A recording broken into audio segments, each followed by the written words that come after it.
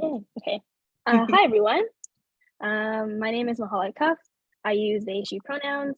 In terms of my physical description, I'm wearing a white, like lacy top with embroidery, like flower embroidery.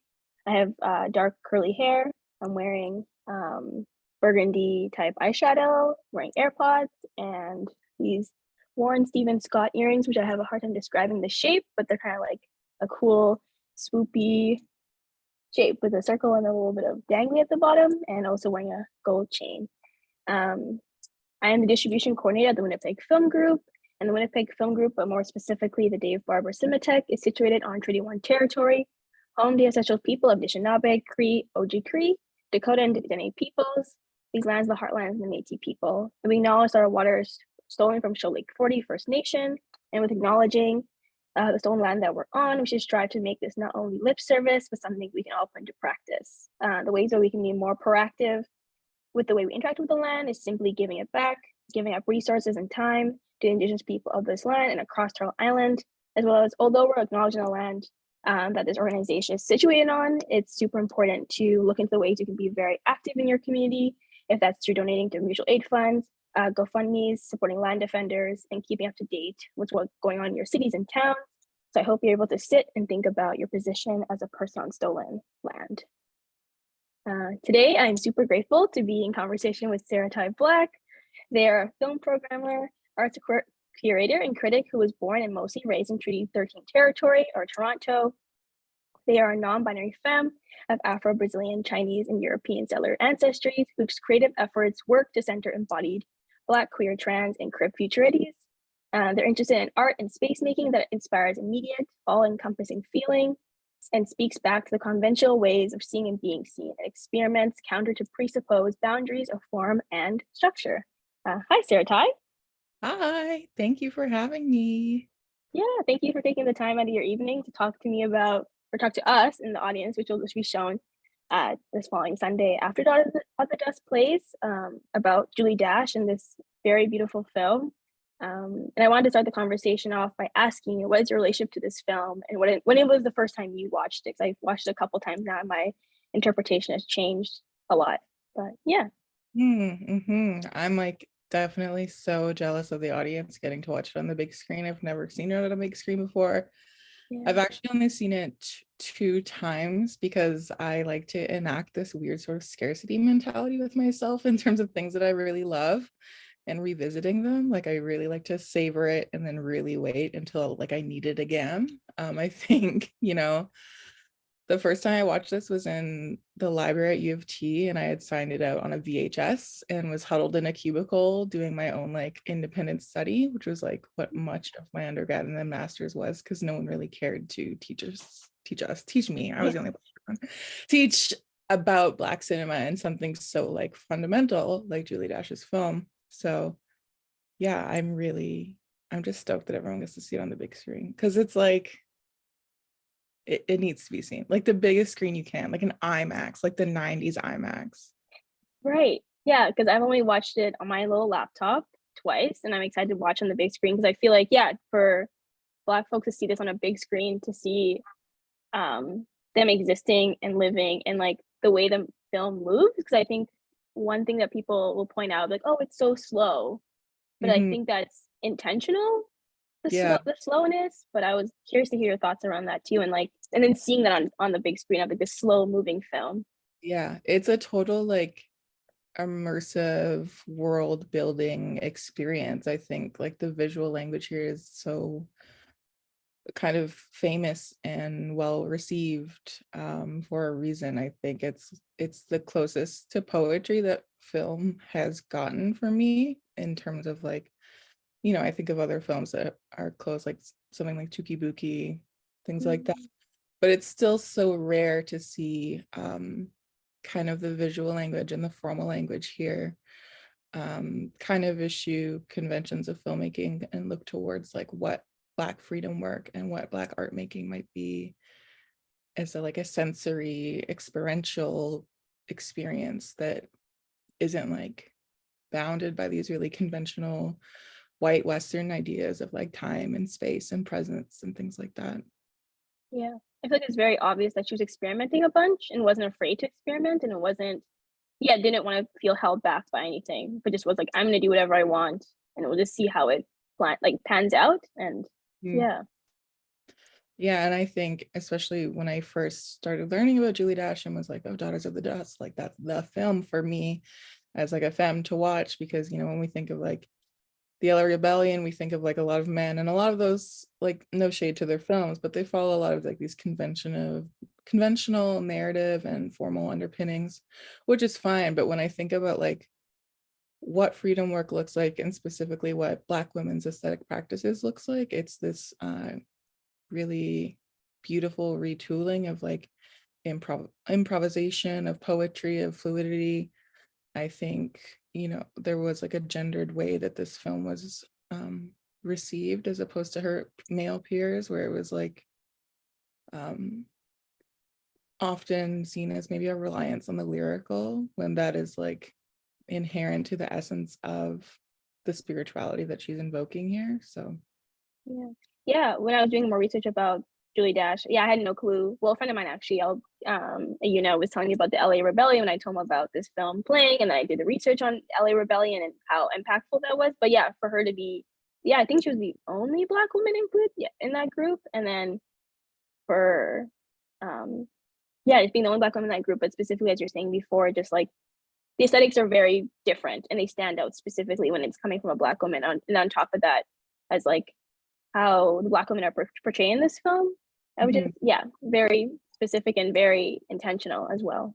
But, yeah, it feels worlds apart. Like there were other Black women in the LA Rebellion, but Julie Ash is certainly like the most well known, and she's like the first Black woman to have a film theatrically released on a national scale. So like, and you can see that in her collaborators here, like the Black woman who kind of made that space alongside with her during that time, like Barbara O. mm, But yeah, there's something, like, to me, my like one of my primary interests of this film, and why it is so impactful to me, is specifically that look at like Black women's aesthetic practices and memory work, and kind of a homecoming to like ancestral ways of being and knowing. right. You mentioned the theatrical aspect of it, which I think goes into my next question in terms of, I was doing my research around this film and watching videos of her talking about the film. She was saying that it premiered at Sundance, and then it took a full year for it actually to be picked up by a distributor. And I think that was very intentional at the time in terms of the 90s, in terms of other films that were coming out at that time. Like it was a lot of Black trauma films and people and like whites, like, yeah, white folks and white supremacists as a whole, just thinking about what people were drawn to. And unfortunately, it didn't get the credit I think it deserved at that time. And only now, in the last maybe like 10-15 years, people are realizing how important and how impactful this film is. So I was wondering, just like in terms of the lack of response, do you feel like it outweighs that, like the cultural, like the cultural impact being bigger than the actual intention, like the original way it was portrayed, I guess, at the time? And like those two things where people can be like, oh, it should have had this great impact, but only now it's having that impact. Yeah, I mean, I think it certainly had an impact in the circles in which like it would have been accessible, like critics who like covered Sundance, covered like, like film forum type venues. Like obviously I think this is like a New York movie. Yeah. And a lot of that has to do with like the way that audiences, especially Black audiences alongside art cinema audiences, are kind of siloed off by folks who have the power to show movies. But I think it has really endured, and because of like, the internet and our elders continuing to transmit this information and knowledge to us, there's a broader audience for it now. I think Julie Ash is like still talked about how she doesn't think she could make this film now. And I definitely see that because it really resists co-optation in that way. It's rhythmically a very easy film to settle into, but if you're looking for like complete semantic transparency to know every single word and what it means, that's not what this is. And I think there's a lot of power in that refusal to be completely legible to everybody. But I do think, you know, it's survived and endured as this kind of like ritual object for a reason. This kind of like moment that somehow happened even though it shouldn't have, and that's completely due to her and the support of her peers and things like that. And it really is, it carries that burden of being the first, in that it was kind of never meant to be, and it happened, but there still wasn't enough space for anything more than that. Yeah, and you mentioned before how even if this film was made now, it wouldn't even still like it wouldn't be allowed to exist in the way it exists, and I think that's so fascinating sense, even though it was made in the 90s and now thinking about like present day, like it's hard to see films made by Black women specifically that have such a like a theatrical release and like a large amount of people can see it, but on top of that, like pushes the notions of what a film can look like when talking about Black people or talking about Black women specifically, or like, yeah, memory and those types of things. It's hard to see that now and it's unfortunate, but I don't, yeah. Yeah, I was thinking a lot about like, and I mean this in terms of like nationwide theatrical releases. Like, obviously, there's always been Black artists pushing Yeah. boundaries of everything, as they should, and as I'm thankful that they do.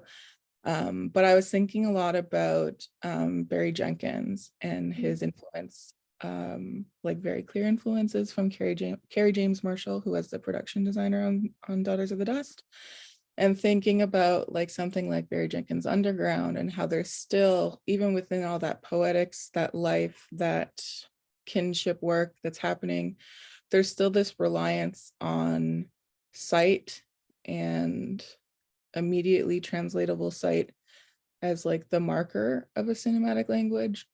And I think a lot about how Julie Dash in 1991 is doing this amazing work of decentering whiteness, like not only on screen, but in terms of like what it means to shape a film narratively, informally, and refuse to bend under the weight of like traditional cinematic expectations, which are like obviously inherently tied to colonialism, especially in North America. Like that's what it was for. And I think it's this really beautiful, stunning act of decolonial filmmaking. Yeah.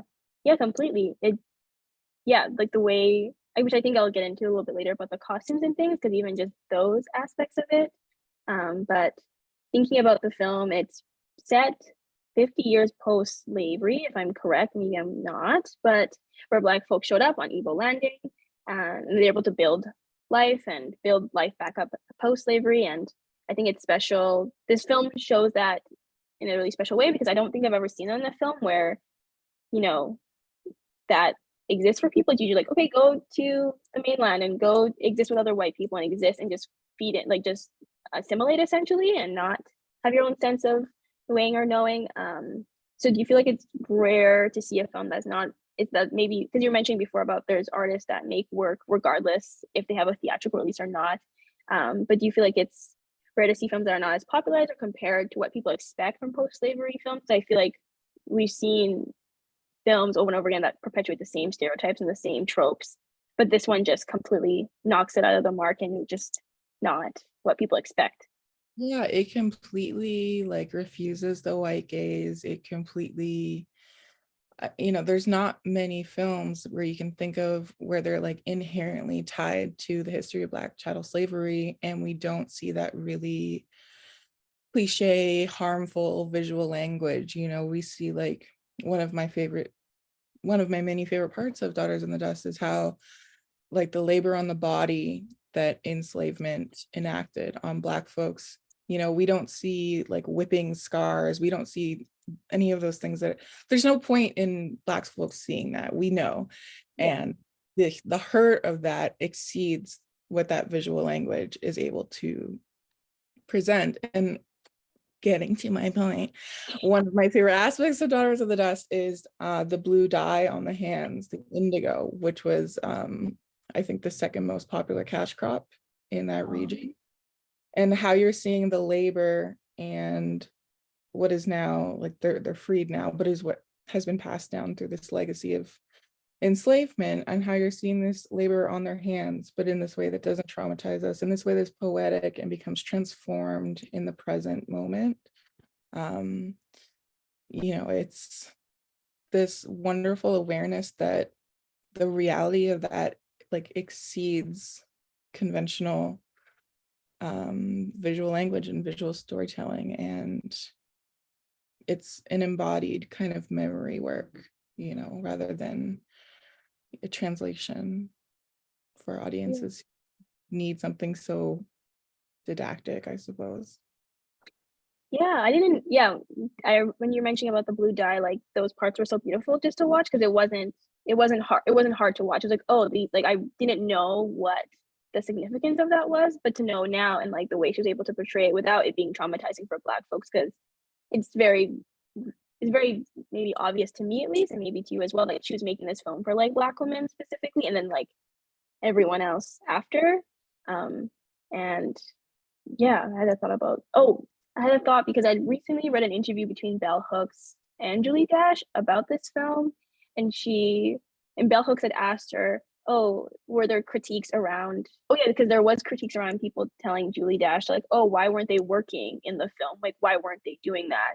And I think that speaks to what you're saying in terms of just pushing past those notions of like if they should like they of course they shouldn't be like of course she chose not to show people being whipped and all those different things, but she was saying that, oh, they're leaving on a Sunday, why would you work on a Sunday? We don't work on Sunday, we rest with our family. So I was curious to know if you noticed that aspect as well in terms of just them not working, them just being on the beach and just taking care and not, yeah, and Julie Dash's maybe intentions of that, but Yeah, I mean, there definitely was like, I mean, not just class, but structured in terms of like respectability, I find, from like the family members who were coming to the island, and a figure like Nana Pizant, where she's very much tied to these rituals that are often related to a physical kind of labor.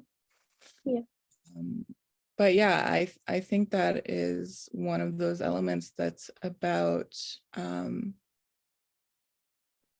a kind of respect for the human element, and a respect for the poetry of a moment, and kind of like building a world out of a moment. What might that look like? It doesn't necessarily have to look like narratively like ABC, like this person did this and that's what happened. It's like there's a very dreamlike feeling to this film. You could definitely like fall asleep in this film and wake up and still feel like really impacted by the kind of spectral figurative nature of it. Like it reminds me of like Alan Renee's, which is like any film, you fall asleep in an Alan Renee's film, you wake up, you're watching the film the way it's supposed to be meant. It's like a state of being, not like a following this to get to this kind of thing. Mm.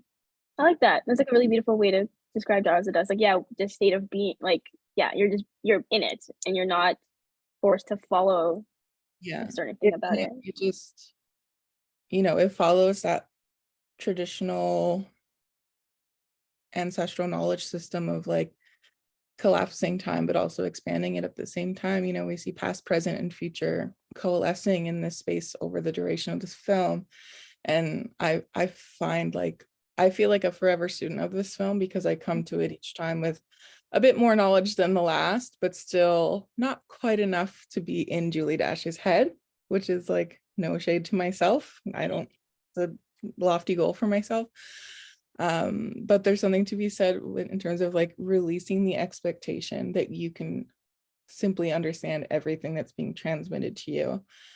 And I think a lot about how Julie Dash, like her family is from the southern coastal region, and she would talk about like going back during the summer to the Carolinas, I believe, and like hearing her family speak in like a Gullah dialect and like not quite knowing what was happening, but following along and like the emotive and tonal resonances. And that's kind of the feeling of watching this film. You feel like you're in an environment that doesn't necessarily not care that you're there, but refuses to transform itself so that you can understand if you don't already come to it with that knowledge. Yeah, because I think you mentioned it before as well, but this film is not. It not exceeds expectations, obviously, but just like you're not meant to understand everything. You're meant to like be kind of not even confused, but just like be okay with not knowing everything, and it takes, as you're saying before, it takes a couple watches to understand, but even then, someone could watch this movie 10 times and still not know everything because she put those Yeah, things in there just like intentionally. let it wash over you like a breeze or like a warmth of the sun. Like you maybe you do know, maybe you're a physics professor and you know how the sun works, but like for me, it's again that decolonial element of like upending what storytelling is supposed to be like. Is it supposed to be completely digestible? Is it supposed to be completely chronological, sequential? And I think what she's done here is really beautiful. Yeah. Yeah. Speaking of Nana Pazant, as you mentioned before, she's the matriarch of the family, and as her role, and when her family comes back to the mainland to kind of get to Igbo landing to take folks to the mainland, she's very much against it, as she should be, and just like that like mother instinct, but like knowing things and not wanting her children to be naive into thinking that if you leave Igbo landing, life will get better and everything will be okay. And she spent most of the film being aware that's dangerous and not they would not hope that they would go. And I was curious, and like I think we both know what she's speaking to, but I just in terms of that like ancestral way of like I don't want you to go, but you will go, but I worry for you still, and I want to warn you of all the things at the same time, if that makes sense. Yeah, and I think there's like Nana Pazant is one of those figures in the film, along with others, that kind of are working through this idea of like what might it mean to like leave the site of enslavement. And I think a lot about how, especially in this region, like when plantation owners left and essentially just left Black folks there, it became like a direct line to enslavement, but it also became like a very close proximity to freedom as opposed to mainland because there were no longer any white people there. Right. I think about that a lot. Like because like obviously once slavery was overthrown, like white people looked around and were like, uh-oh, there's only like 10 of us, we better go. Right. And how like that isolation allows for a really concentrated amount of recollection and memory work. And we see that like, of course, in the language, in the food, in the religious practices and rites and rituals. And I think in terms of Nana Pazant, her kind of fear is that her family is confusing the mainland for an idea of like forward moving progress, of futurity that really follows the same path as like this colonial geography. Like the future must always be where white folks are. It must always be where economy is. It must always exist in this kind of proximity to whiteness that supposedly will allow us some sort of sense of progress. But yeah, I think a lot about, I was reading up on the Gullah dialect, and I don't have details for this story. This is going to be like an aunt telling you the story. There's no specific details here. But there is a woman on these islands, and they traced back one of the stories that she would tell in the Gullah dialect to like 8th century Congo. And like through that like ancestral tradition of passing it down, all of the words had remained the same, but it started as a funeral rite and ended as like a sort of recitation that came with celebration. So it's like all of the words had changed the same, but the tone and the feeling had transformed. And I think, a lot about that in terms of what Nana Pazant and this island might stand for. It's the most material connection to that ancestral past that they have. And, to leave it is to kind of abandon maybe your inheritance, your ancestral inheritance, your diasporic inheritance, as a Black person with very recent African ancestry. Yeah, completely. Yeah, because to leave something like leave the land like that, we don't know when they'll come back, right? Because the way the film ends too, it's just like they leave and we don't know what happens after. We don't know what could happen 10 years from now, post whatever, and we don't know if they'll return the same way Yellow Mary did. But even then, as we see with Yellow Mary, she came back very much colonized to a certain degree and was very much making fun of her siblings and her family for the way they acted. So it's the hope is that they would come back and also remember their ancestry and their ways of being and the way Nana Passat taught them. But at the same time, too, there is that, of course, risk of not wanting to and becoming completely disconnected from their culture, too. Yeah. Yeah. And you see that in the scene. I can never remember her name. I'm so sorry. But the Baptist woman, where she has this kind of collapse of faith when all of the family starts to take part in Nana Pazant's ritual, where it's like, don't do this, don't, like, this will somehow absolutely close off any forward-facing progress for her, even like her spot after death in heaven or hell, you know. And I think that's really interesting. Yeah, her character is so, I don't know how to describe her. I'm just like, just let go. Yeah, Let let it go go. and Let go, my God. yeah. No, let go, let God, let Nana Pazant just take you in. Don't go back to mainland. But she was very connected to God in the Bible. He's like, the Bible will save you. And it's like, no, it won't. In this case, no. I think in terms of like the film as a whole, but specifically the outfits, and I think the aesthetic of the outfits is, I think, has been referenced in different ways throughout pop culture in the last while, specifically thinking about like Beyonce or Lemonade and all those other things. But yeah, the costume design is so beautiful, and so and obviously it seems very intentional with the way they're wearing white, but also Nana Pazant specifically wearing like this dark blue color, which is so beautiful. So I was curious to know when you first watched this film or second time you watched your reaction to the costume design and the maybe the way she was able to embody certain parts of history and apply that to this film. Yeah, I think it's really just a way of allowing these multiplicities to exist, you know, like what potential Black world making might look like. Does it look like a Southern Gothic style of dress that is, you know, indebted to the church and that kind of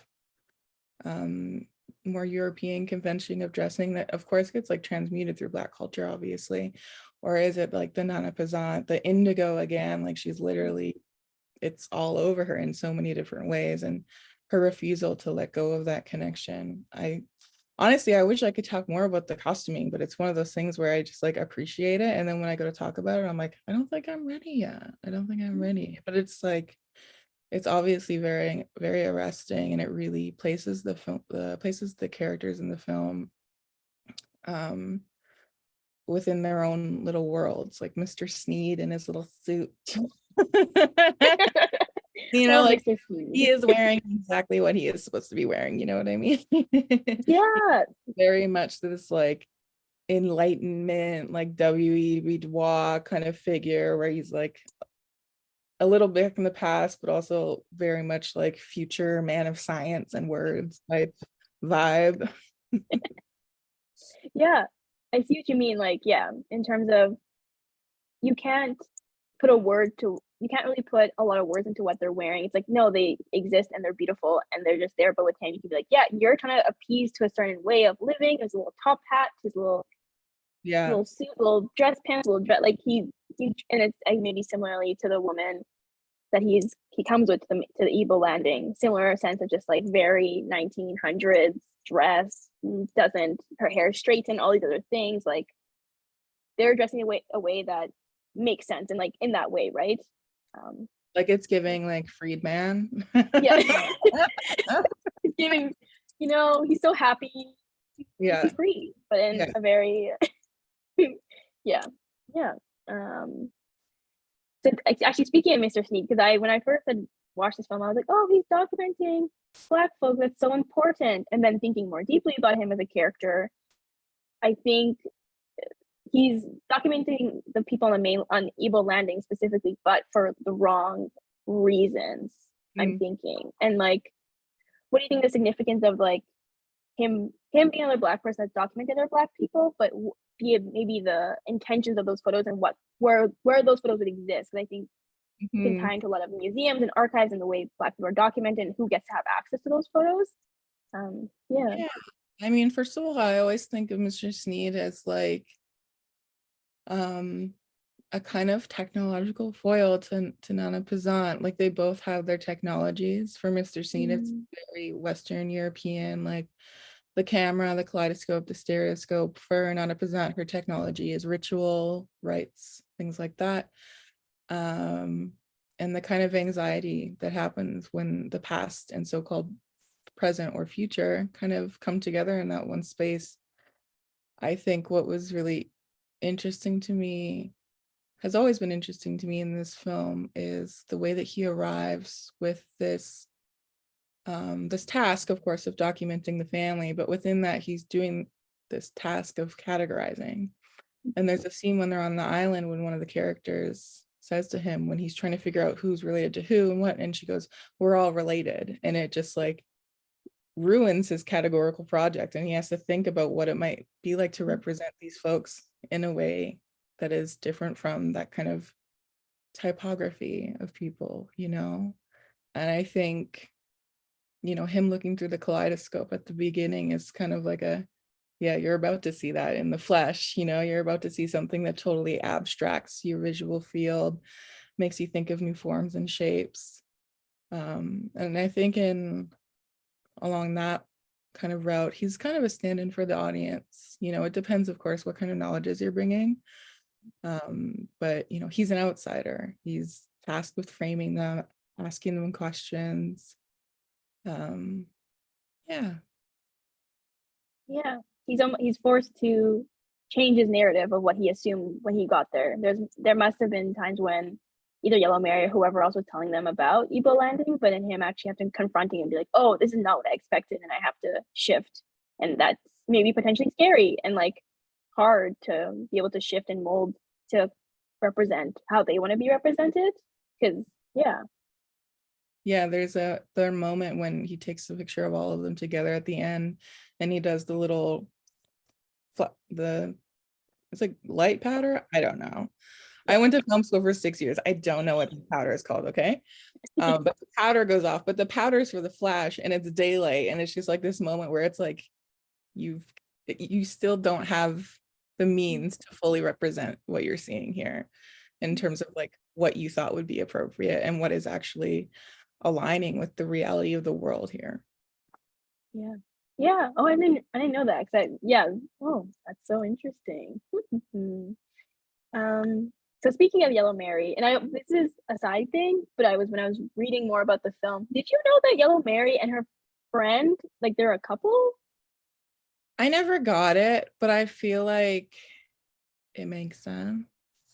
Right? There's like, I don't know, like there's a way, I'm like leaning towards you, but there's a whole watching this, so it's not like there's a way that like homophobia like governs the way we see gay folks on screen. And I think a lot about how like Julie Dash is definitely in a different era than us. So like the coding is even more oblique. It's even more opaque.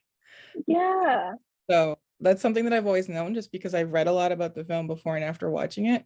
But you know, I get it. There's something, definitely something lurid there. There's definitely like the intonation of like a quote unquote perverse sexuality, whether it's like the lesbianism or her being a sex worker or like the kind of, I don't even know how, I guess like the gendered politics of being a wet nurse as a Black woman. So yeah, like you definitely get the vibe, but again, this is kind of a vibe movie. So yeah. just a little gay vibe. Like I didn't pick it up, and then reading, I'm like, oh, that makes sense, but it's not clear, and even not even clear. But as you're saying before, it's very opaque. It's just like I don't. Something is here, but I don't get it. Yeah, definitely. Yeah. But more speaking to Yellow Mary, the people that accompany our journey, so Mr. Sneed, the other woman that I'm also blanking on her name, are initially taken back to the ways of life that her family is living, but by the end of the film, they have that scene where they're doing a prayer and they have appreciation to a certain degree. Like Mr. Sneed definitely like has this like awakened moment of just like, oh my God, this is what life could be like. And I wonder if that was like a metaphor for decolonization potentially, or like being conscious of the way that living on the mainland has removed them from like their ancestral ways of knowing and what their life was before they were freed as slaves, or yeah. I think it's definitely showing us like that process and self-awareness that can suddenly click in the practice of decolonization, even if it's unintentional. I think that, obviously, that Baptist woman isn't going to this island like, I'm about to do some decolonial homework and kind of coming up against Nana Pazant, against the history of the land and the cultural memory that's in it. She's kind of forced to reckon with that, even if it results in her little faith breakdown where she's like, heaven is another place. It doesn't exist on the same plane as us. It doesn't exist along the same temporal plane as us, things like that. But yeah, I think that in many ways, again, like that process is kind of a corollary. Everybody knows what I'm saying. For like the practice we bring in ourselves when we watch a film like this, what's happening for them is happening for us in terms of viewing conventions, audience expectations, and things like that. Yeah, I think I would hope for folks, like specifically Black folks, when I watch this film, is to think more deeply about the ways that we may have internalized certain things that we thought were wrong in terms of spirituality, or even just like the way we perceive ourselves and other people. Like, I think this film makes you step back and be like, oh, maybe I'm wrong about this, and I can relearn through this film potentially. But yeah. And I think it's done a really lovely job of not necessarily setting up a binary of good and bad, but like what is giving over more space to freedom. And I think, Nana Pazant, she's at this place where she's holding the memory, but also like shaping it and forming it into this complex thing that still has this connection to land, that still has connection to intergenerational knowledge and how you would pass that forward. So yeah, passing of knowledge and passing of memory is very clear in this film. But speaking of memory, and the discussion of ancestors and the family leaning on their ancestors for guidance, I feel like like even for myself, learning that ancestors are the people that we can turn to in the hardest of times, but on top of that, just in the good of times as well, and in the in between. But I feel like this one specifically, this film is not pandering to anything that has like maybe stereotypical ways that people view Black spirituality. Doesn't have like any type of white gaze to it, but based in love and care. And we see it very clear with Nana Pazant, and even with the children and their relationship with one another and the parents and everyone involved. So I was curious to hear your thoughts just on their love and care for the ancestors, and how that's portrayed in the film, and how that kind of potentially gets passed on through the audience or through film specifically. yeah, I think there's just kind of like two different modes of spirituality meeting here. One's obviously African and then passed down and transmuted through this history of chattel slavery. And the other is like this Enlightenment era, Western colonial spirituality, that's linked to like a moralism. It's linked to like, I think again of like that fit that woman is having when she realizes that her preconception of heaven and ancestors is not what's being embodied in that moment when they're all taking part in that ritual with Nana Pazant. And what might it mean to release your conception of ancestors, of spirits, of gods, as kind of these morality figures passing judgment on you, and as transmitters of information that live in our overlapping space and time together, as they do in kind of traditional African knowledge systems and spiritual practice. It's a lot of like releasing that Western teleological idea of like life and death, and life is the most important, and you better live it so that you can be judged in death the way that you wish. It really allows for just so many more kaleidoscopic ways of being to come forth, and it acknowledges those who came before us, acknowledges their presence, their influence on us, and that they're not that they're inextricably linked from what we're doing in the present and what we will do in the future. Yeah, so I think I think we maybe talked about it a bit earlier in terms of like the cultural impact, but this film I feel like can exist at, it can be shown many times because it has influence on the present, influence on the past, and potentially the future as well. And I think you mentioned a really great point of just Dash not wanting us to think in binary ways, but in all fluid ways. And maybe that's not outwardly obvious for folks, but it is very clear that she wants people just to think through the film and think through all the different aspects of memory and spirituality and not feeling confined to, yeah, good or bad or whatever else. Yeah, it's a very like a meditative way of essentially learning coming to this film. Like, you know, obviously she was really influenced by griots and like how that act of storytelling from a griot would happen over days. And it's like you're showing up, you're waiting for the griot. But I haven't done that. I was born in Toronto. But from what I know, you know, it's like using this figure to reach back into their own memory, which is obviously personal, subjective, but also intergenerational. But not having it all laid out to you at once. You have to continue to wait. And, you know, just like a family member would tell you stories over the course of your life, you rehear the story, you hear new things, you realize new things. It's not just storytelling, it's like what happens when you and storytelling meet on the same plane repetitively over time and how that changes. Yeah, that's a really cool way to you framed it, because yeah, like when you hear an auntie tell you a story and you're like, I've heard the story 4 times, but it's all different ways of Yeah, being exactly. told 4 times. Exactly. Like, oh, And like sometimes like the like punchline is at the front, or like this part is in the like it's like less about the like the patterning and more of like the mosaic that happens when you receive it and when it's being told.